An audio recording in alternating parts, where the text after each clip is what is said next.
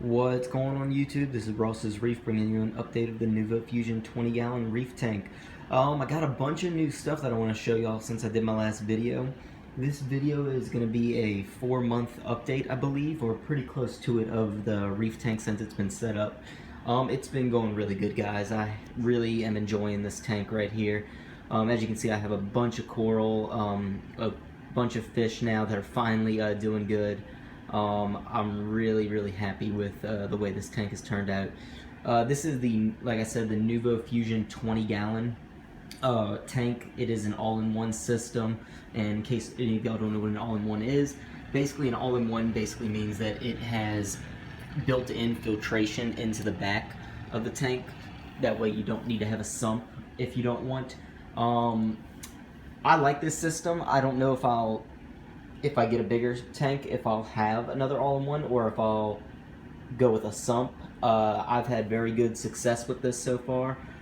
I did add a refugium onto the back of this though, and it's not even really serving any purpose as a refugium. It is covered in red slime algae, and I'm pretty sure it's like killed all my chaetomorpha algae in there, so I might actually clean that out and just use it as a place to house equipment like, you know, UV sterilizer and some other types of pumps or something.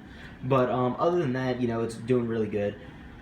I think it was a good buy. It was only 60 bucks or whatever. So I also have the desktop protein skimmer that Innovative Marine also makes. This is a really good skimmer now that it's broken in, guys. I do highly recommend it. I did a review on this when I first got the thing, but now that it is broken in, I mean, I used to have filter floss right in front of it and everything like that to stop micro bubbles. I don't even have that anymore, and as you can see, there are no micro bubbles in this tank. Like, it is crystal clear, the water.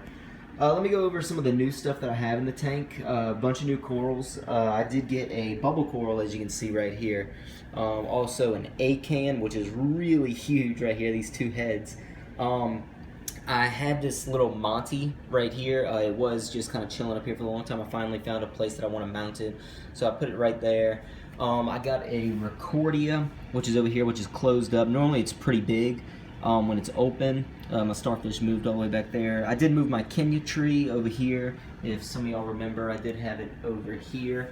But, and then I moved the flower pot coral right here because I wanted to put the bubble coral right in the front right here, and it does have some tentacles that come out, so I wanted to make sure it had a decent amount of space between any other corals. We have the Duncan coral, which y'all have seen before. It's finally, look at that, guys, it's getting a new head getting ready to come out. I'm really happy about that. I think it actually might have kind of two, but it definitely has that one right there. All the zoanthids in here are doing really good. This particular orangeous zoanthid now has a couple more polyps on it.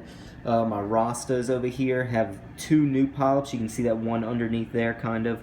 And then there's another one up there, and I think that there's even a third one, possibly. Devil's Hand coral, candy cane, bird's nest. This is a new one, a Favia right here. Really cool looking coral under the blue light. I did get another plate coral right back here. It's an orangish red one. Looks pretty cool under the blue light. Got a green, I think an acro possibly. I'm not really familiar with my SPS coral, guys. Like, as you can see, I have basically this one and that one, and then bird's nest. Not too big of a fan of SPS, but I mean, that one was pretty cool. It was only like 20 bucks for that little small frag, or 25, so I picked it up. These are the green star polyps. You know, when I first got these things, guys, it was just a little bit. This stuff really does spread like crazy, so make sure when you do place it in your tank, you place it in a spot where it kind of can be isolated on its own rock, or else it will just spread over your entire rock eventually. We got the rose bubble tip anemone. This thing is just massive, guys. It just grows and grows and grows, and the clownfish loves to host it. He goes in there, and then he'll sometimes run up to the frog spawn right up here, which is also doing really good. I'm a little nervous sometimes because this, as you can see, he's pretty close to that frog spawn, but luckily he doesn't quite touch the tips. He probably does sometimes, but I don't know. Hopefully they don't sting each other and they can both live in harmony. But I mean, just look at how massive this thing is, guys. It's just huge. I got this anemone when I was when this tank was only like a month or two old. So if y'all, I did a video on the anemone. If y'all want to go back and look at that, if you're looking to get an anemone, you don't have to wait 6 months like some people say. Just make sure your parameters are good and you can get an anemone. I mean, this one is flourishing. It's doubled in size at least since I've gotten it, so you know it's doing really good. Let's see, we got the purple cap up here, which is growing. If y'all remember when I first got that thing, it was literally just a little speck of a coral, and now it's doubled in size already. This Monty's support, I don't know what it's called, something like that. It's doubled in size. We have the Hollywood plate, I believe that's what it's called. It's growing a lot too. And then we got the Leonardo zoas right here. I've got, God, let's see, 1, 2, 3, 4, 5, 6, 7, 8, 9 of those on this little colony right here. I started out with like 4 or something, but those are doing really good. And then I got this little piece of hammer, I think, doing down there. It's just growing, I don't really care. And then we have the Hollywood stunner chalice, so it's doing really good. As far as fish go, I know y'all have seen the Oscillator's Clown, the 6 line cleaner shrimp, and the new guy back there, just got him today actually, a canary blenny. He, I think, adds tremendous color to the tank. You know, he really swims around and stays out. A lot of my other fish that I do have in here tend to hide. You know, I mean, I have a yellow Watchman goby with his pistol shrimp pair, but you know, they're pretty much under the rock or just poking his head out. We have the firefish somewhere in here, and I haven't actually even really seen him today that much. I don't even know where he's at. I hope he's all right.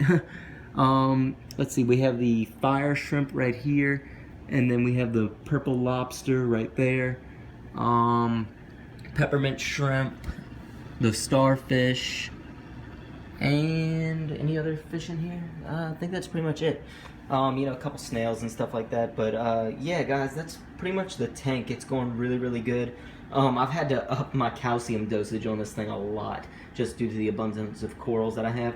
I did also start dosing purple up, because I'm trying to grow some coralline algae. You can see I got one little good spot growing right there, so hopefully that stuff can take over the tank, and oh, there's a little pistol shrimp right there, and really start covering all this rock. I'm really anxious to see that, so yeah guys, this is it. This has been my little update. If you have any questions, comments, or concerns on anything I have in the tank, please leave a comment. I will respond as fast as I can. If you haven't already, hit that subscribe button if you like what you saw. I will be doing constant updates and any product reviews, anything new I try on the tank, I will let y'all know. So this has been Ross's Reef. I'll see y'all later.